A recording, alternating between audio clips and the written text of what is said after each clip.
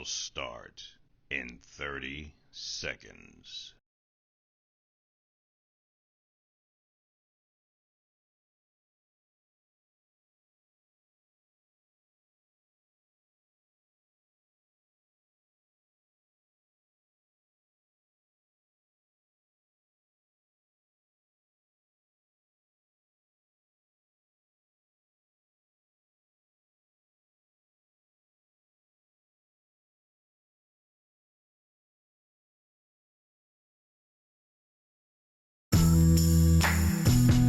And now, introducing Casey Carter.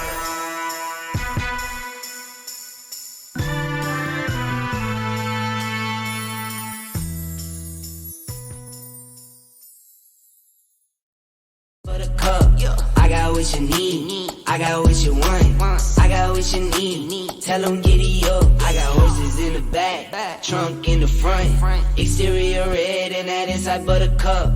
I got what you need, I got what you want, I got what you need, tell them giddy up. Ladies and gentlemen, Casey Carter. Welcome to this special edition of Casey at Night. I'm going to just jump right in here on this, and this is the video interview of the Big Spoon and the Little Spoon, known as Dan and Jay from EXXXOTICA. Big Spoon. Got it backwards. Didn't I say Big Spoon? Oh, anyway, let me It bring depends you who you guys ask. in. And here we are. Yay! I'll let them fight over Big Spoon, Little Spoon later. There's no fight. First of all, thank you so much for doing this. I'm used Thank to you so being- much. No, listen, I'm used to being on the other side of this situation with Jay every Wednesday for BoobTube. So, And I'm sorry for that. My condolences. well, Thoughts and prayers. considering we had technical difficulties with Jay this morning using the exact same software we use all the time. Listen, like I said before, I'm more of a pitcher and less of a catcher. So hence the big spoon, little spoon thing. Yeah. All right. Yeah, no. That being said, can we I just need to first understand, how did the two of you connect? What was it? Do they even place feathers? Yeah, it was a massage parlor bathhouse somewhere in New Orleans. Dan was on one end of a hole. I was on the other. The hole is glorious. Yeah, it was glorious. If I remember, it was a pretty big hole. Dan. He was Dan hitchhiking. and I. Oh God, this is good. I hope you block the entire day for this interview because this could go for a while. I'll never get past the first question. I got nothing to do until about 11. Okay. Well, there we go. Yeah, PM. You know what? I will tell the real story.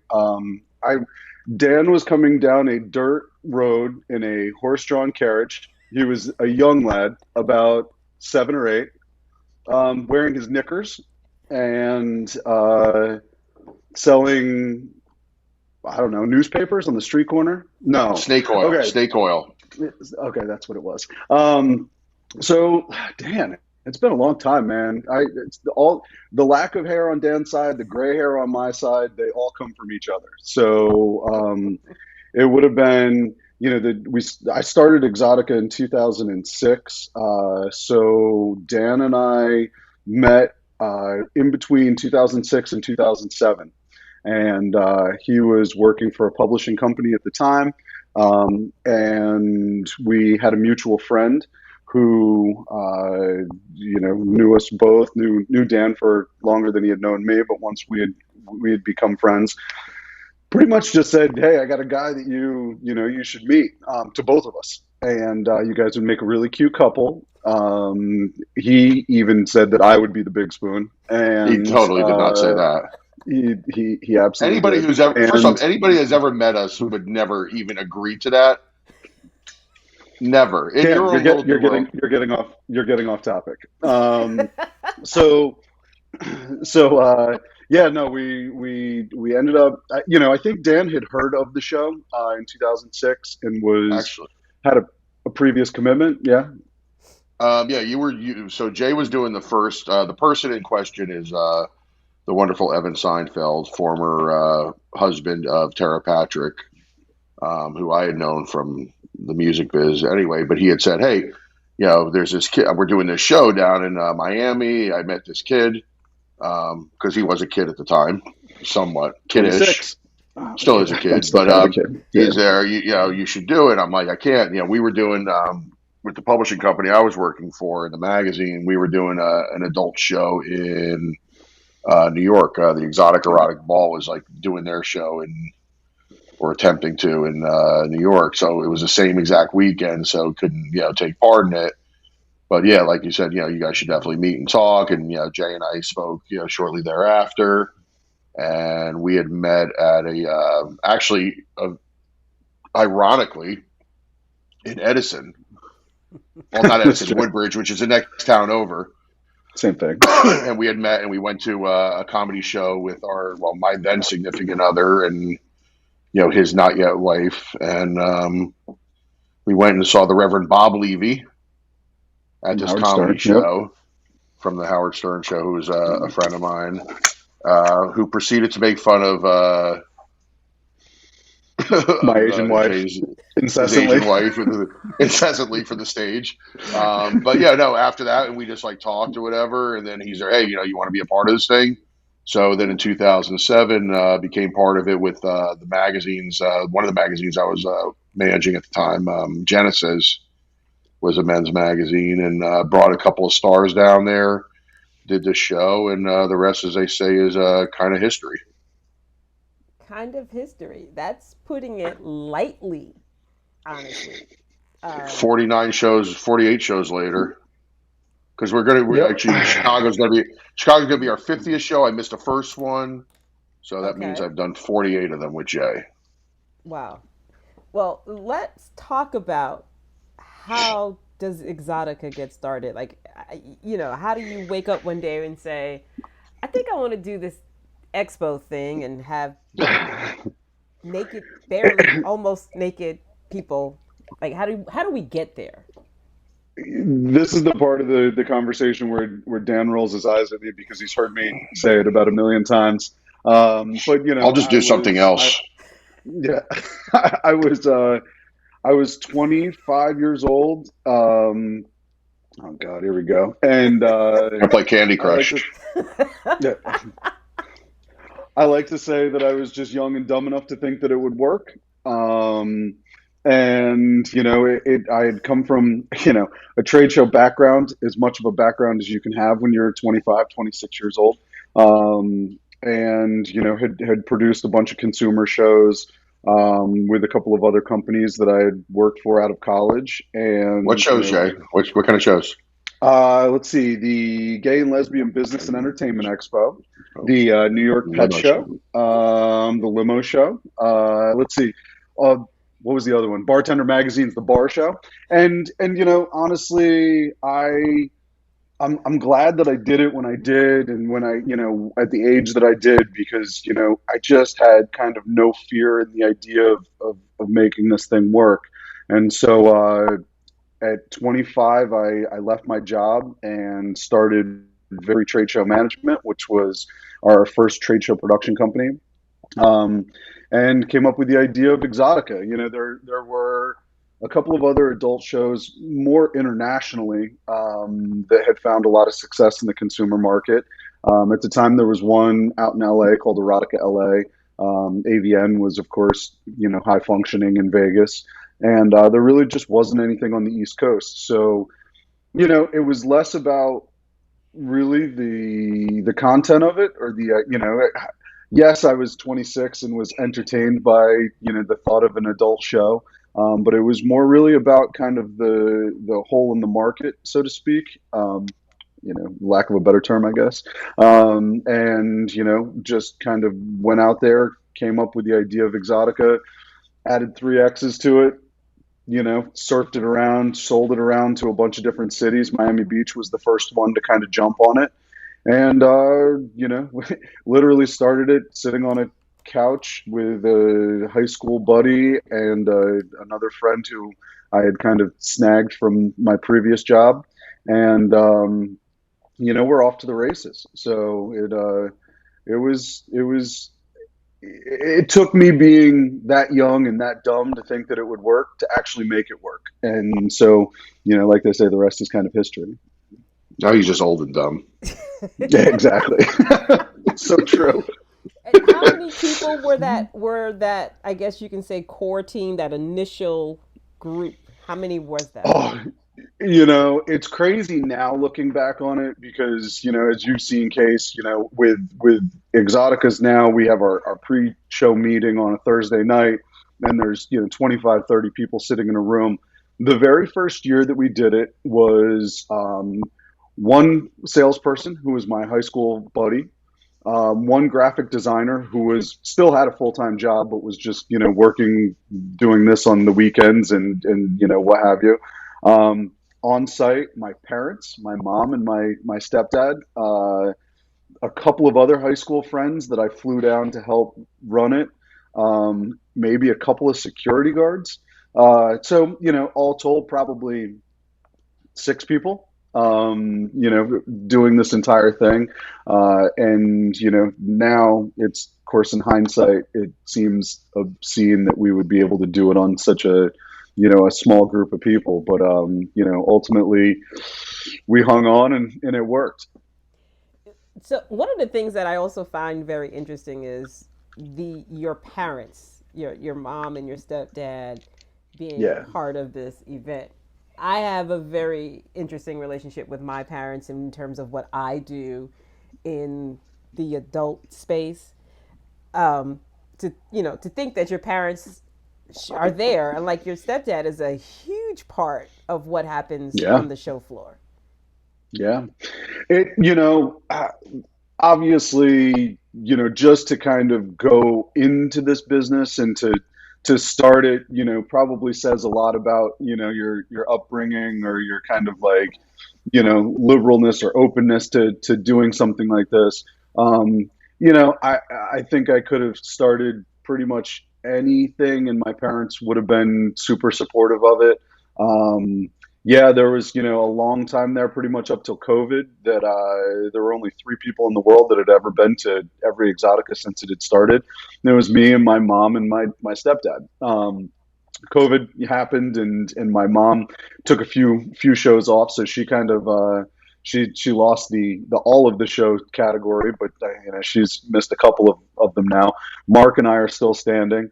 Mark is just there are a few people with this show that all of us will on our team will say we don't want to do it without. We wouldn't do it without. It's there are some real cornerstones to it, and obviously Mark is one of them. He runs everything from our VIP and floor ops, front entrance. He's kind of a jack of all trades with it, and he's always referred to. My parents are cyclists, and there's a position in cycling called the domestique, and that's basically the number 2 guy that will ride in the front of the pack the entire time, will pull all of the other people behind him, and then when you get to the very end, your top rider who still has kind of fresh legs because he's been tucked in behind this guy, will pull out and be fresh to finish. And, that really is the best description of Mark. He's kind of the try guy and pull out. Sometimes you can't. Yeah, that's true.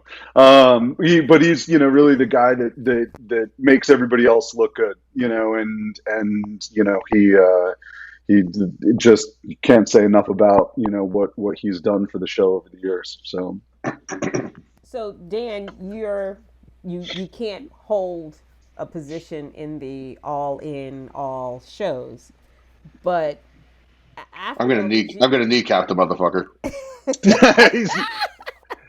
But you know, I missed one show, one show. So you And I just won't let him and live it down. and by the way, it's only because I didn't know him when that show was really going on. Number one, number two, I've made shows, and Jay's put me through hell. I had back surgery and was at a show producing not only the show but producing an award show at the same time across the venue. 2 weeks out of the spinal surgery, I was at another show 6 weeks with a neck brace on that I refused to wear the neck brace on at the show. 4 weeks after, Why wouldn't you wear the neck brace, Dan? because I looked like fucking Frankenstein. Because you were afraid that we would pick on you. Totally. Um, and I did that one after getting a cervical fusion or whatever 4 weeks later. So I've been at every show through thick and Oh, thin. there's some serious dedication on, there's a group of us that have been to a lot of these shows. And, one of kind of the proudest things about, the event and the company itself is that, the core group of people that we have that do this stuff have been with us forever, or at least, a good chunk of forever. And so, it's funny as it sounds sometimes, we are kind of a big whack pack family of sorts, and it makes it that much more entertaining and something that holds real value to all of us. so Dan, you show up not too long after this I don't even know what to call it. This dream Train wreck. gets started. Totally So was. to some extent, you've been in a position to have or leave your mark on the event as well. Let's put it this way. Like, I'm like a bear that just pissed on my territory all over the fucking place. The day I arrived, this thing became legit, relevant. Nah. Now, honestly, Jay had like a really, really cool framework on everything, and like the first time it was like looking from the outside in and being an adult industry veteran already at that point, because when he did that show, I was already 10, 11 years in the adult industry, and even longer than that, and on the side, like event production and stuff, and just like what he did, for Jay says, we always we have like these little catchphrases that we both use in meetings and stuff like that. So Jay will roll his eyes now. Like, I'm a big believer in like perception versus reality. And Jay had the perception that this is some conglomerate running this fucking thing. But, but the reality was, when I met him, I'm like, you got to be kidding me. But it was really cool. I mean, look, his first show, he had, Jenna Jameson there, Tara Patrick, some guy that we won't mention his name, but, at the time was like, one of the, bigger people, most recognizable people in the business, and a couple others. But, theoretically, I mean, the three core people of, three of the top, people in the industry at that time.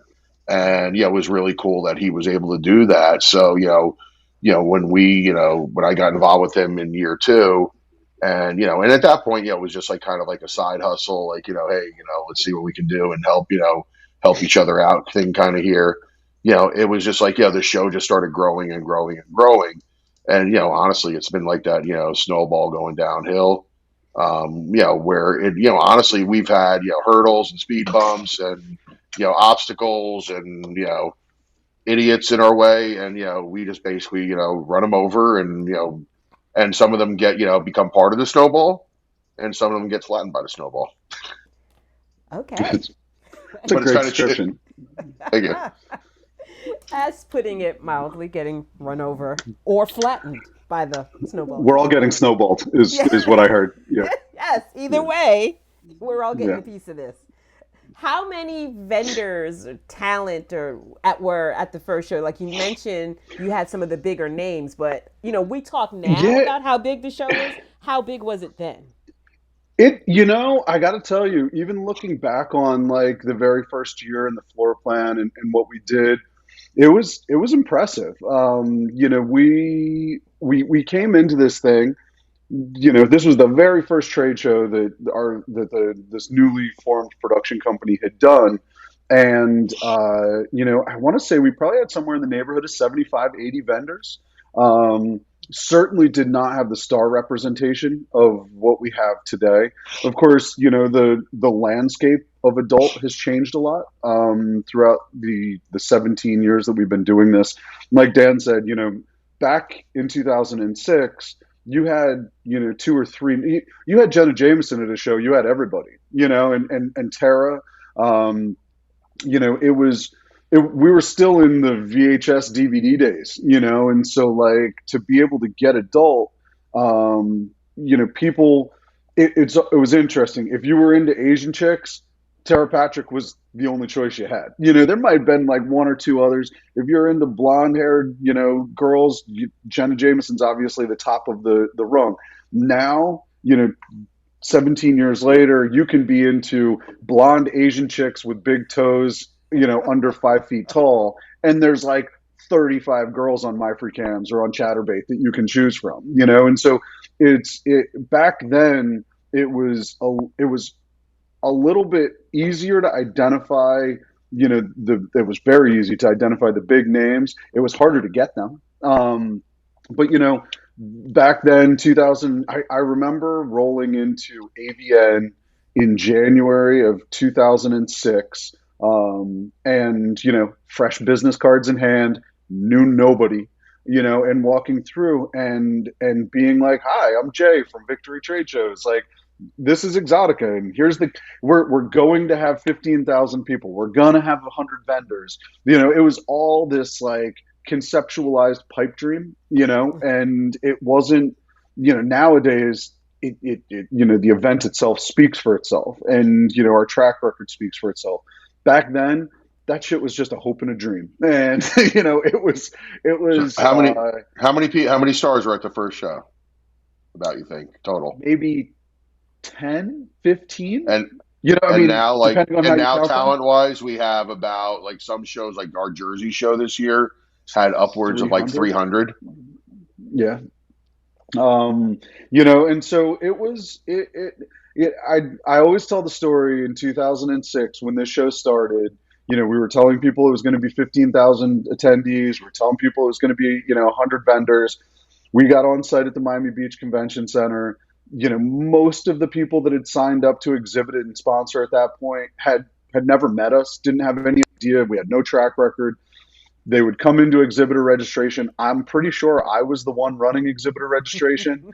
They would say, hey, could I speak to Jay? And I'd be like, oh, hi, I'm Jay. And meanwhile, like I said, I'm 26, no gray hair. Like, and the look of sheer terror that would run across their face when they realized that they had spent how much money on paying to sponsor or travel to this event, that they just were like, honestly terrified. And so was I. And, then fast forward to, the next day, Friday, leading into the show, we had told people that we're going to have 15,000 people. We had sold 300 tickets to the event, attending tickets. And so I'm thinking we've lost it before we even started. I went and I hid in the staff office and, was just trying to hopefully avoid the angry crowds.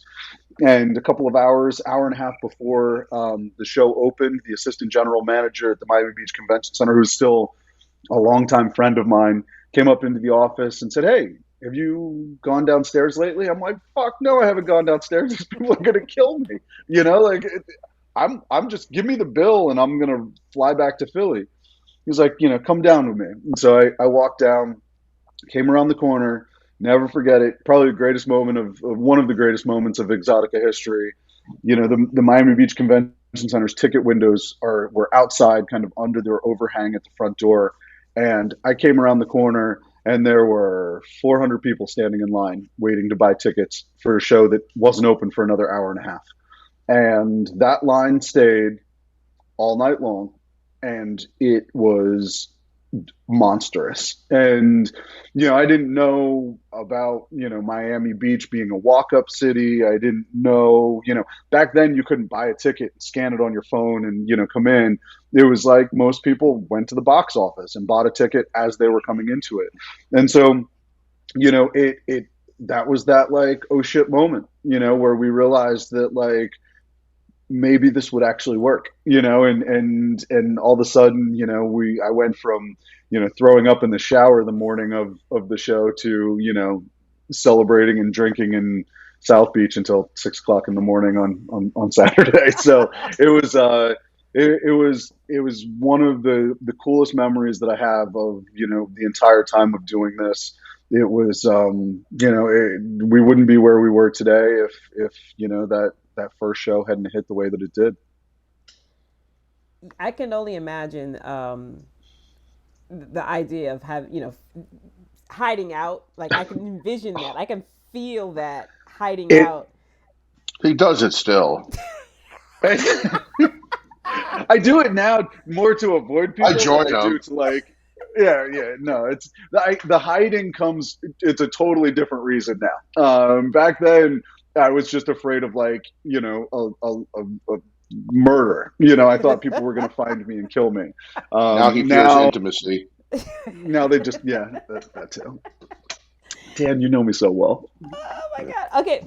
We complete each other's sentences. Dan, can you, in all seriousness, I want to talk about that for a minute because you all are very interesting as partners. And let me say this from my perspective as someone who's just getting to know all of you. You see Dan. Dan, you are a rather large, physically imposing looking guy. And like a big spoon. Like a big spoon. Uh-huh. And then you've got Jay, who's like Tony Hawk's cousin. A little spoon. He's Tony Hawk's cousin, still grown ass man, skateboard. I call him a middle-aged Bart Simpson, but go ahead. Yeah. Yes. All of that. And to see you all in the space running what is by far and away an extremely successful expo. I mean, that's like leaving out what it is, the type of expo, just the success of the function itself. And you've been doing it for as long as you have. How do the two of you work? Like who, aside from your little spoon, big spoon roles, how does this team work? It's Dan and I see it works by Jay answering the questions. It's yin and yang. I'm used to it, right? No, I mean that's it's Dan covers my blind spots the same way that I think that I push Dan. I'm the guy that I'm the voice of reason, Casey. Yes, that's exactly. I'm the. Let me sum this up. I mean, look. I mean, honestly, we just look. We do. We've maybe had. I used to say we had no fights. I think Jersey last year we were ready to kill each other, but but I mean, seriously, it's like with Jay, it's like look. I mean, he's in all seriousness, he's like my little brother. Little spoony brother. And then, the other thing is that, it's, he's got, he thinks out of the box. I think out of the box. I come in with different, like our skill sets. Like, we both come from very similar backgrounds. Like both, our upbringings, I think, our family dynamics, even, just with, like our thoughts and beliefs. I mean, we like to have fun. It's like, this is one thing, that, you never wake up in the morning. Well, sometimes we do, but, you never wake up in the morning and just say like, I hate my fucking job. It's one of those things where, we're able to bounce off ideas from us. And look, some of those ideas, like on Jay's headrest behind him is like something that's, very prophetic.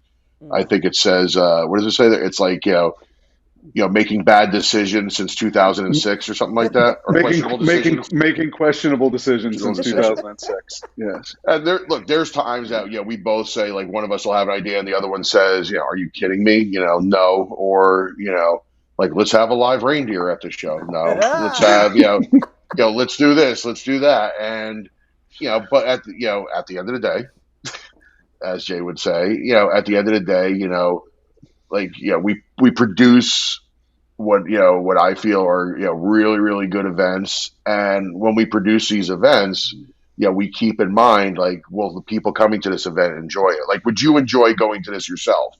Is this something you would want to see, or is this something you would do, or whatever? And if we say no, then it doesn't become a part of Exotica. So, while we may have different viewpoints on certain things, or different tastes in music, or different tastes in sneakers, or whatever, it's it's more or less being able to work with each other and come up with things that it is, because a lot of people think that, okay, you do these shows 4 times a year, what do you do for those other 48 weeks out of the year? And like, they just think everything magically appears. But look, I mean, every day we're on the phone with each other, or iMessages, because I work remotely, and we're very rarely in the same city, that say, hey, what's up? What do you got on tap for today? Okay, what are you working on right now? Okay, hey, here's an idea I had last night. I may or may not have been stoned when I was like thinking of it, but Usually he'll text me at like 11 o'clock at night with his stoned ideas. and some of them become things that are really really great, and some of them become things that are not very great, like a photo booth, or and it goes both ways, honestly. And like I said, it's just the dynamic of working together, Casey, is like, it's just, it's cool. I wouldn't want to do this with anybody else, obviously. I mean, with by God's graces, we'll be working together and friends until the day that one of us isn't on the earth, probably me, first. But because, as Jay likes to point out, I am older, and I put the skateboard away, so I'm going to live a little bit longer. Thank you. yeah, Thank you. and I may or may not ride a motorcycle anymore. I don't really know. I'm trying to decide, but When